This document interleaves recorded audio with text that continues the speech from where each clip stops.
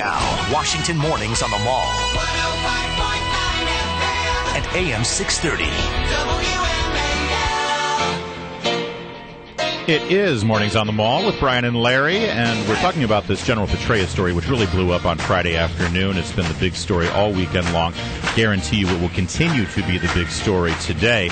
And, well, you know, when you got a big story, you get a big guest to illuminate that big story for our listeners here on WMAL. And we've got one of the biggest, especially in regards to this, is Peter Brookes. He's a former CIA officer and also former Deputy Assistant Secretary of Defense, and he's currently a senior fellow at the Heritage Foundation. Peter Brookes, thanks for joining us this morning. It seems to me, and everyone is talking about the timing on this thing, and it really does stink to high heaven, especially when you look at finally, you know, after the election, we're hoping to get to these hearings so we can get to the bottom of the Benghazi affair. General Petraeus was so far out there saying that the CIA had in no way gave a call to stand down to the CIA folks that were hoping to help our poor fallen heroes there in Benghazi. What do you, when you look at this, is the timing as ugly as it seems from where we're sitting?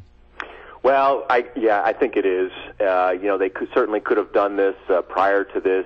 My understanding is that Petraeus knew about the investigation well before the election, although I don't think that his resignation will get him out of testifying. Yep. I realize that the acting director will testify this week, but there's no reason, if Congress is not satisfied with what the deputy director gives them, the acting deputy director, that they could subpoena him and bring him before the Congress, the intelligence committees to testify, since he was in that position. So I don't think he gets out of that. I think that there probably was a choice about the timing regarding the election, although I don't know if it would have had any effect on things, because it's a personal issue, and it didn't really relate to the Obama administration in a great way.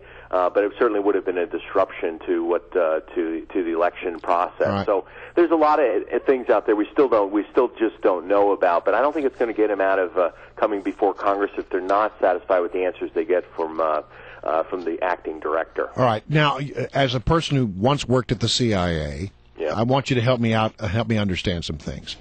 We are led to believe that this relationship began before David Petraeus was the man chosen to lead the CIA. This happened when he was in Afghanistan, one hears, with Paula Broadwell. When you are chosen to become the next director of the CIA, when you're the designate, you have to go through, I would guess, another round of security background checks, do you not? You should.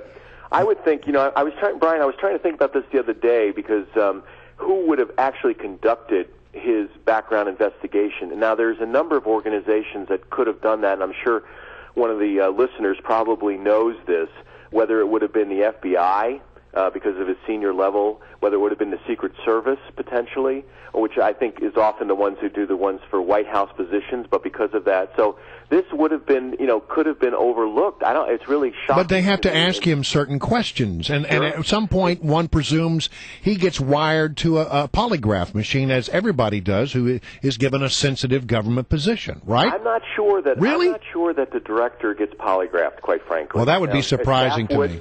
But he's the director, and he's a political appointee. So that's a different category. So I'm not sure that General Petraeus, in becoming the director of the Central Intelligence Agency, would have been polygraphed as regular staff would have. So here's my second round of questioning. Yeah. If you are the director of the CIA and you are involved in an extramarital affair, is it really a national security concern? Well, it would be, in a general sense, it is very much a concern for staff that might be at some point blackmailed by a hostile intelligence service for access to intelligence information. In other words, if you're a line officer and you're out there doing something that's illegal or immoral, and you wouldn't want people to know about it, somebody could say to you, "Look, you either play along with us and give us some intelligence information, or we'll reveal what you're doing that's improper." And so if he was having an affair and it became known, it would then be a signal to the others who serve beneath him. The line officers are out there that said, you know, you can do this as well. That's right. That's the problem itself. from a moral standpoint. Now, I don't think that foreign intelligence services would have access to the director in the same way they might a regular sort of staff officer who's operating in the field or an analyst in the United States. So I think that would be different. It'd be harder to pull that sort of thing off. But I think from a moral standpoint, if you're asking others to live a very high ethical standard, it would be very difficult to lead an organization like that. So I think that's probably part of his decision to step down. But Peter Brookes, come on, let's face it, just man to man. I mean, you got into the CIA because of the Bond movies, right? I mean, you were going there because you were hoping to date some women while you were out in the field. Hey, I got in because of good looks and charm. It's always been my secret success, like Brian Wilson. Oh, wow. So. Listen, I mean, they say that when you work for the CIA, you constantly, I'm sure you keep all those contacts, you keep your friends. Have you heard any when this story broke on Friday? Were you absolutely shocked, and did this come out of the blue, or has there been grumbling? Has there been whispering going on for the past year about the general? I had not heard about this. I've met General Petraeus, but I had not heard about this. But folks who supposedly are in the loop, remember, I'm a Bush era appointee, so I'm not in the loop with the Obama administration really. I hadn't heard about this, but I was kind of shocked because it seemed to be. Like I said, because of the moral issues, because of the investigations. Yeah. I mean, there's a lot of people who are going to have to answer a lot of questions about this all the way up and down the line, and I assume that Congress is going to, since they're back in their lame duck session, they're going to get into it. Were you surprised that the director of the CIA had a Gmail account? Yeah. That's interesting. I think the other issue that you bring up a good point there, Brian. I think the other issue here is that was there any sort of national security information that might have been disclosed? Because of these relationships or anything else. But I think people have private lives, obviously, and if you have a Gmail account and you want to send a note to your Aunt Tilly, I think that's fine. I mean, these people. Isn't that what AOL is for, though? They do have lives. I would think AOL would be the appropriate venue for Aunt Tilly. People. I'm not surprised. I mean, people do have conversations. Now, you have to be very careful. Now, you have. Right. I'll tell you this: is that if you're a CIA director, I would think that foreign intelligence services are trying to find out what your Gmail or AOL or whatever private email account is, because they will hack it.